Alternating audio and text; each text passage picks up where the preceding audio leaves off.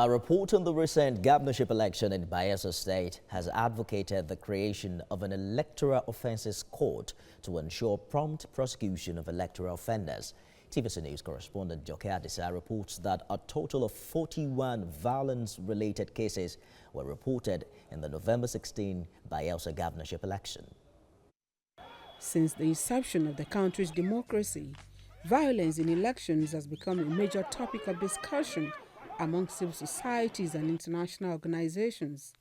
The last governorship election in Bayelsa State provides a template for this advocacy group to examine the rate of violence and its attendant effect on the election. With 7 lives confirmed lost and 41 reported cases of violence in the election, is in details. The group underscores the urgent need for a special court for electoral offenders.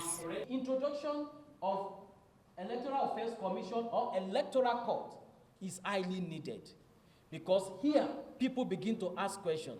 Those people that were arrested, what happened to them? Who took their bail?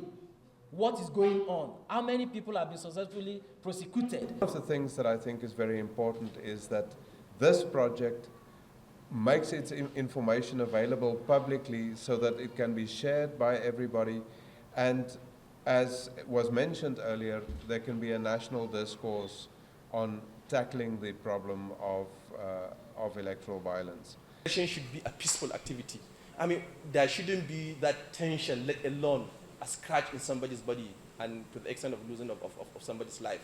But then you look at the extent of the violence, you notice that it's the potentiality of having it is more or less in the creeks. The Nigerian Election outside. Violence Report aims to develop the capacity of civil society to monitor, analyze, and respond to incidents of election-related conflicts before, during, and after elections in Nigeria.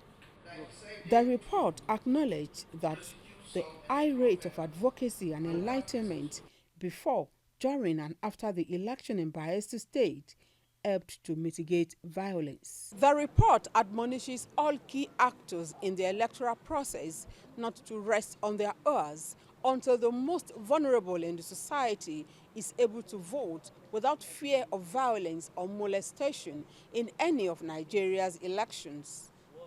Joke Adisa, TVC News.